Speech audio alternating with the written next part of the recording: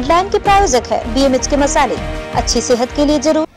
नमस्कार, स्वागत है आपका बिहार न्यूज में। मैं हूं आकांक्षा। बढ़ते हैं अब खबरों की ओर। राजधानी पटना में 108 नंबर एम्बुलेंस के हड़ताल एम्बुलेंस संघ का कहना है कि वो प्राइवेट एम्बुलेंस से कम पैसे लेते हैं और इसके बावजूद भी सरकार उनकी बातों पर ध्यान नहीं दे रही है। वहीं एम्बुलेंस कर्मचारी संघ का कहना है कि 10 साल से वो सभी बिहार के लोगों को सेवा दे रहे हैं और इसके बावजूद अचानक से सरकार की तरफ से टर्मिनेशन लेटर दे दिया गया है। अपने भविष्य को देखते हुए एम्बुलेंस संघ का कहना है कि वो जनहित के लिए काम करते हैं और इसके बावजूद भी सरकार इस तरह का व्यवहार उनके साथ कर रही है, जो काफी निंदनीय है।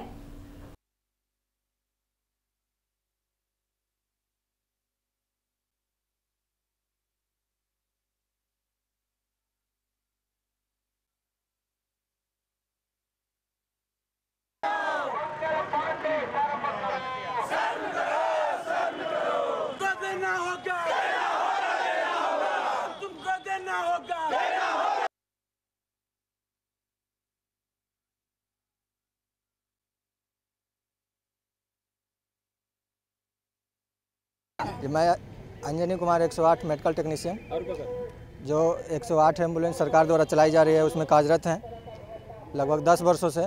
27 फरवरी 2009 में इसका टेंडर जो माननीय मुख्यमंत्री द्वारा नीतीश कुमार द्वारा किया गया था, प्रेजेंट में अभी भी वही मुख्यमंत्री हैं, उनके द्वारा कार्यक्रम, ये सरकार का उपक्रम बहुत अच्छा चलाया गया था। उसमें हम लोग अभी भाग लेके काम कर रहे हैं और जो भी 70-80 स्टाफ जो भी हैं अपने परिवार को जो पैसा मिलता है उससे परिवार वहन कर रहे हैं।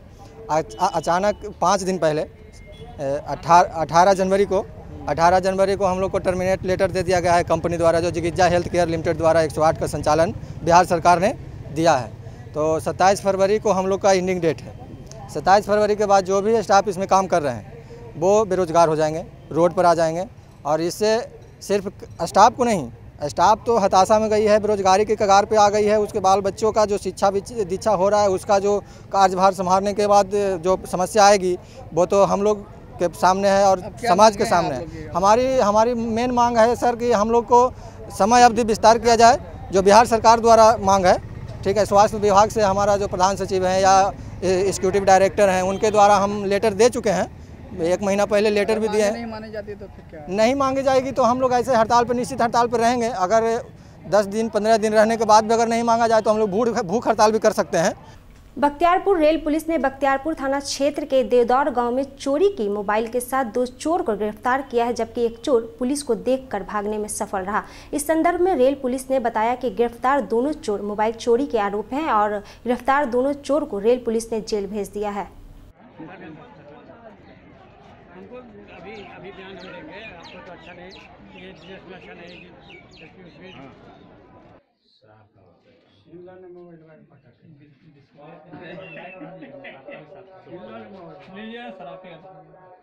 अयुध निर्माण राजगीर में केंद्र सरकार की नीति के खिलाफ चल रहे मजदूरों के 3 दिनों के हड़ताल के अंतिम दिन अधिकारियों ने हड़ताल को बाधित करने की कोशिश की। कर्मियों ने जैसे ही अयुध निर्माण के प्रशासनिक भवन के बाहर प्रदर्शन करना शुरू किया, वैसे ही कर्मियों और अधिकारियों के बीच झड़प और हाथापाई शुरू हो गई, जिसके बाद भी कर्मी नहीं माने तो प्रदर्शन करते रहे। मामले को शांत कराने के लिए पुलिस का सहारा लेना पड़ा। दरअसल केंद्र सरकार द्वारा अयुध निर्माण का निजीकरण करने की कवायद चल रही है। इसके अलावा रिटायर्ड कर्मियों को मात्र 900 कुछ रुपए ही देने की बात की जा रही है, जिसका ये कर्मी विरोध कर रहे हैं। एनपीएस वापस लो, वापस लो, वापस लो, एनपीएस वापस लो, वापस लो, वापस लो। लागू तो करना होगा, करना होगा, करना होगा। झूठ से टकराएगा, झूठ झूठ हो जाएगा।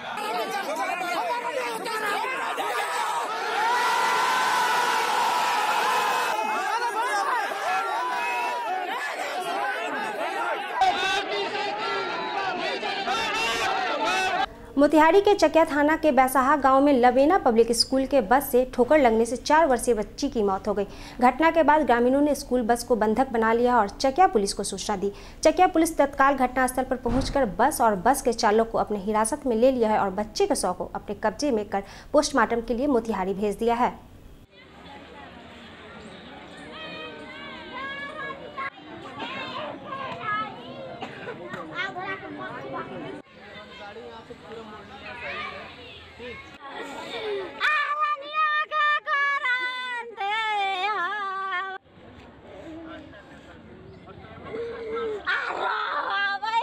पूरा सही से घुमा लिए। ठीक, उसके बाद में हमको बच्चा जो गेट पर खड़ा था वो बताया है कि बच्चा एक्सीडेंट हो गया। तो हम गाड़ी तुरंत खड़ा किया और उसके बाद में हम उतर गए और उतर के बच्चा को तुरंत लिया और उसके बाद में हॉस्पिटल में पहुंच गया। हम तो बैठ के डायरी लिख रहे थे। डायरी लिख रहे थे, मुझसे बोले कि बड़ा बैसा में घटना हो गया है। तब तुरंत हम लोग फोर्स को बुलाया, फोर्स को लेकर गाड़ी पर बैठा गया। मुजफ्फरपुर के कमरा मोहल्ला स्थित सिया मस्जिद के इमाम ने प्रेस कॉन्फ्रेंस कर बताया कि बिहार राज्य सिया वक्फ बोर्ड जिसने भ्रष्टाचार की सीमाएं पार कर दी है, जो बिहार सरकार के संरक्षण में पल रहा है। बताया कि भ्रष्टाचार के खिलाफ आवाज उठाने वालों की आवाज बंद कर दिया जाता है। सिया वक्फ बोर्ड की जमीन का बंदरबाट बंद हो और समाज के गरीब, असहाय और शोषित के खिलाफ सरकार अन्याय बंद करे। आपको बता दें कि मामले में राष्ट्रीय अल्पसंख्यक आयोग ने भी इस घटना को बेहद दुखद बताया था और मामले में कार्रवाई का आश्वासन भी दिया गया था। कॉन्फ्रेंस इसलिए हुई है कि 21 जुलाई 2017 को जो मुजफ्फरपुर में शिया वक्फ बोर्ड के अधिकारियों को मिला के और शिया वक्फ के अधिकारियों ने चेयरमैन इरशाद अली आज़ाद ने, इंस्पेक्टर आरिफ रज़ा ने, सी अनवर हुसैन ने नीतीश कुमार के आदेश पे, आमिर सुबहानी के आदेश पे, RCP सिंह के आदेश पे जो वक्फ मूवमेंट को दबाने के लिए खुल्लम खुल्ला 21 जुलाई को यहाँ के ऊपर इस गुंडागर्दी की गई, जिसमें बड़े बड़े शहर के क्रिमिनल शाह आलम, शब्बू, गुड्डू, माजिद, शेरू इस घर के अंदर पुलिस के साथ दाखिल हुए, आशीष आनंद, सुनील कुमार, KP सिंह के साथ। और सारे नेशनल चैनल ने उसके बाद 21 जुलाई को देखा कि किस तरह गुंडे लूट रहे हैं, लोगों को मार रहे हैं, औरतों बच्चों को पीट रहे हैं, और कानून को हाथ में लेके गुंडागर्दी कराई जा रही है। ना वो हिंदुस्तान के कानून का मजाक उड़ाया जा रहा है, डेमोक्रेसी का मजाक उड़ाया जा रहा है, संविधान का मजाक उड़ाया जा रहा है, धर्म का और इंसानियत का मजाक उड़ाया जा रहा है, धार्मिक ग्रंथों को गिराया जा रहा है, कुरान को गिराया गया, हदीसों को गिराया गया। खुल्लम खुल्ला गुंडागर्दी हुई। आशीष आनंद के कहने पे, KP सिंह के कहने पे, सुनील कुमार उस वक्त के SDO के कहने के ऊपर अलमारी तोड़ी गई, पैसा निकाला गया, कागजात लूटे गए। और उस वक्त सारे हिंदुस्तान ने देखा, यहाँ तक के कहने वाले कहते हैं कि जलियांवाला बाग के बाद ये सबसे बड़ा जुल्म था। लेकिन अफसोस की बात यह है कि नीतीश सरकार के एक आदमी ने, चाहे वो मामूली ऑफिसर से लेके और नीतीश कुमार तक, किसी एक आदमी ने कॉन्डेम और निंदा नहीं की जुल्म की। इससे साफ लग रहा। और कितने सारे जो है वो एप्लीकेशन दिए गए, माइनॉरिटी कमीशन वाले आए, उन्होंने कहा ज्यादती हुई, बदतमीजी हुई, गलत किया गया, लेकिन आज तक किसी को उसमें सजा नहीं मिली। इससे साफ लग रहा है कि भूमाफियाओं को मेल ये काम कराया जा रहा है, और ताकि जो वक्फ की ज़मीन को बचाने का सिलसिला है, जिसको बेच के हर सरकार कमाती रही है, उसको जो अभी रोका गया है वो बिक नहीं पा रही है। तो इन लोगों ने चाहा कि हंगामे में हम लोग को मरवा दिया जाए, ख़त्म कर दिया जाए, लोग डर के बैठ जाए, झूठा झूठा FIR कराया जाता है हम लोग के ऊपर कि उसी में लगे रह जाएं और ये खुल्लम खुल्ला ज़मीन बेचते रहें। तो अभी तक जब कोई सुनवाई नहीं हुई, और इससे साफ लग रहा है कि इससे इन लोगों को नीतीश कुमार का, आमिर सुबहानी का संरक्षण प्राप्त है, बड़े बड़े भूमाफियाओं को, शिया वक्फ बोर्ड के बेईमानों को। तो इसका नतीजा ऐसे सामने कब्रिस्तान है गोला रोड का, 24 दुकानें हैं उसके ऊपर, और सालाना उसकी आमदनी जो है कम से कम 20 लाख है। एक पैसा यहाँ नहीं लगता है, सारा पैसा वक्फ बोर्ड में जाता है। आरिफ रज़ा जो इसका केयर टेकर है, सारा पैसा वो सब मिलके खाता है, सब जानते हैं। लेकिन आज तक कुछ नहीं हो रहा है। जनता कमजोर कहाँ जाएगी, किसको सुनाए अपनी आवाज। इससे बेईमानों का, गुंडों का मनोबल बढ़ रहा है। मुजफ्फरपुर के जिलाधिकारी कार्यालय में राष्ट्रीय मतदाता दिवस पर कार्यक्रम का आयोजन किया गया। मुख्य चुनाव आयुक्त ने कार्यक्रम के पूर्व देशवासियों को शुभकामनाएं दी और देश में स्वच्छ मतदान के प्रति लोगों को जागरूक करने की बात कही। इस अवसर पर जिला के SSP मनोज कुमार सहित कई अधिकारियों और जिला के विभिन्न राजनीतिक दलों के प्रतिनिधि ने अपने विचार को रखा है।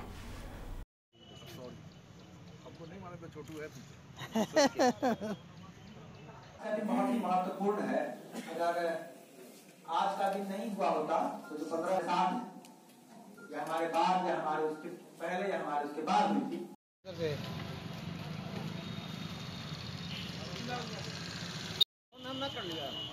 तो यही दिया कलर वाला बाकी हम दे देंगे, समझे? अभी का बनाया जो बनाया है यहाँ का बना लो पहले।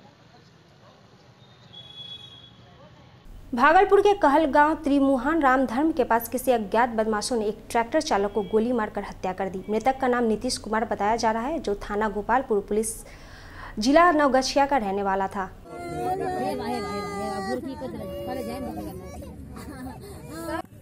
मैंने कि इसी में गड्ढा में घुसा दिया मारा। धर्म कटा वाला कौन है?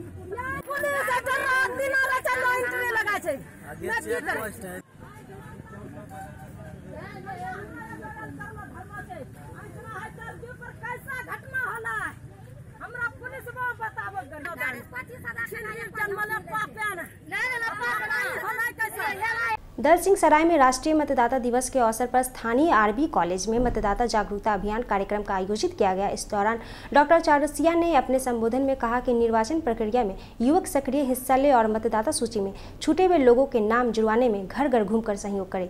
साथ ही चुनाव में अपने मताधिकार का प्रयोग कर अपना अधिकार सुनिश्चित करें। लोकतंत्र में अपनी पूर्ण आस्था रखते हुए यह शपथ लेते हैं कि हम अपने देश की लोकतांत्रिक परंपराओं की मर्यादा, निर्वाचन की गरिमा को अक्षुण्ण रखते हुए निर्भीक होकर धर्म, वर्ग। बिहार प्रदेश जीविका संघ ने अररिया में अपनी विभिन्न मांगों को लेकर 1 दिवसीय धरना दिया। संघ के लोगों ने अररिया कॉलेज में समाहरणालय परिसर तक विरोध मार्च निकाला। बस स्टैंड से चांदनी चौक रोड को जाम कर विरोध प्रदर्शन किया। राज्य सरकार के खिलाफ जमकर नारेबाजी कर विरोध जताया। इस अवसर पर संघ के हजारों की संख्या में कर्मी शामिल थे।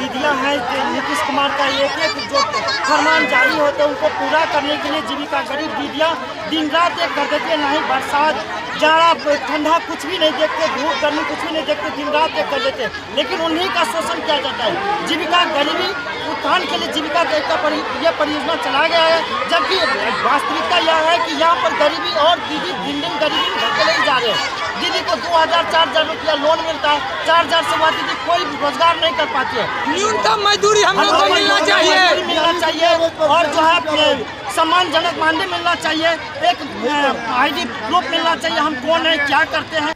पटना से एक बड़ी खबर है, जहां बेखौफ अपराधियों ने दिन दहाड़े डबल मर्डर की घटना को अंजाम दिया है। मामला पटना के पीरबहोर थाना इलाके के बिहारी 100 लेन लंगर टोली मोड़ का है, जहां बेखौफ अपराधियों ने दिन दहाड़े घर में घुसकर धारदार हथियार से पति पत्नी की हत्या कर दी है। राजधानी में डबल मर्डर की खबर फैलने के बाद इलाके में सनसनी फैल गई है। वहीं मृतक की पहचान चौधरी इरफान रजा और उनकी पत्नी के रूप में की गई है। घटना की जानकारी मिलते ही स्थानीय पुलिस और पटना के सिटी एसपी अमरकेश डी अपने दल बल के साथ मौके पर पहुंचे। सिटी एसपी सेंट्रल ने बताया कि घटना को अंजाम देने वाले अपराधी फरार है, जिसके लिए पुलिस छापेमारी कर रही है।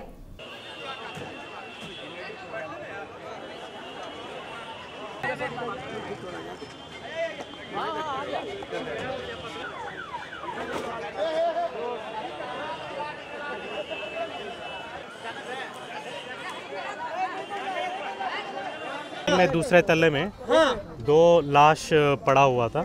सूचना मिलने के बाद पुलिस वाले यहाँ पे आए हैं और जांच में जुट गए थे।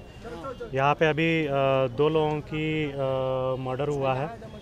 ये दोनों पति पत्नी है। इनका ही दामाद जो है, इनको चाकू से मार दिया गया है और आई विटनेस भी है। इसकी जो ये दोनों पति पत्नी जो है, इसकी बेटी से इसकी विवाह हुई थी 2017 में। उसके बाद ये रुखसती नहीं हुई थी। रुखसती अभी फरवरी में अभी होने वाली थी। तब तक ये थोड़ा सा साइको टाइप की नेचर बता रहे हैं इसके दामाद के। इसको लेके जाना था, लड़की को भी वो लेके जाना चाहता था अपने मायके के घर, उसके घर। तो उसी में मतलब ये कुछ पारिवारिक कुछ हो गया है, इसी में ये मार दिया है चाकू से। माता से शुरुआती हुआ है, उसके बाद बेटी को मारने के लिए वो आया था चाकू लेके। बीच में उसका पापा आ गया था, पापा को मार दिया है। बेटी भी गायब। एक ही बेटी। पूरी जो है विवाद है, ये शादी के आधार पर है। डोमेस्टिक रीजन ये दे सकते हैं। पटना पुलिस ने बड़ी सफलता हासिल करते हुए बुद्धा कॉलोनी थाना क्षेत्र में हुए लूटकांड का सफल उद्भेदन करते हुए मामले में 3 अपराधियों को गिरफ्तार किया है। बताया जा रहा है कि 3 जनवरी को 5:30 बजे रिक्शा पर सवार होकर शुक्ला घोष नाम की महिला जा रही थी। तभी कुछ अज्ञात अपराधियों ने महिला के साथ छीन छोड़ का प्रयास किया। उसी क्रम में रिक्शे पर सवार महिला गिर गई, जिससे घायल अवस्था में अस्पताल ले जाया गया, जिसके बाद इलाज के क्रम में कुछ दिन बाद महिला की मौत हो गई। वहीं DSP law and order Rakesh Kumar ने मामले की गंभीरता को देखते हुए छीन छोड़ में संलिप्त अपराधियों के लिए छापेमारी शुरू कर दी। छापेमारी के दौरान पुलिस ने घटना में संलिप्त अपराधियों को गिरफ्तार कर लिया है।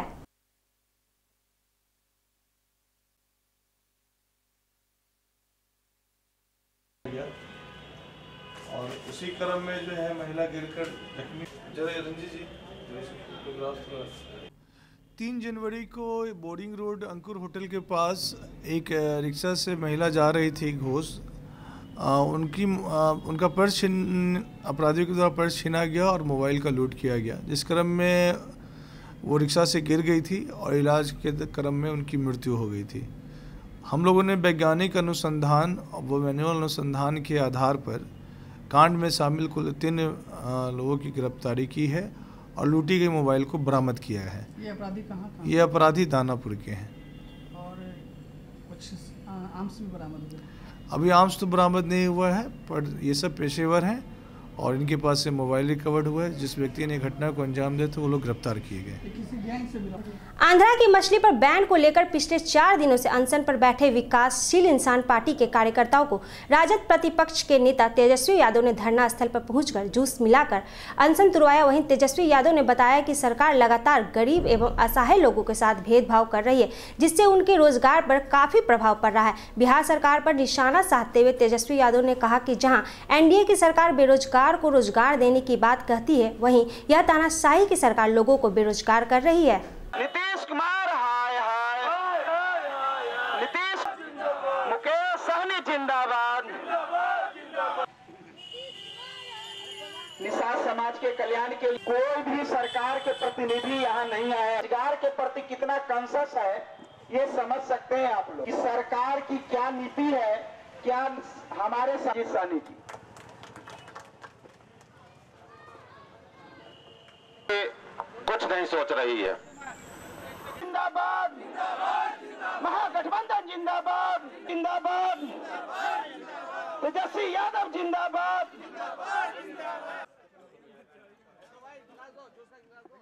रमेश जी,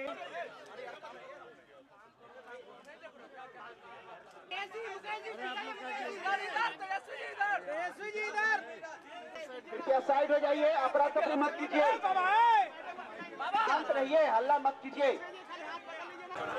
और आप लोग देखेंगे कि किस प्रकार से चंद्रबाबू नायडू जी ने ये बात कही है कि ऐसा कोई बात वहाँ नहीं है जिससे मछली में खराबी की बात आती है।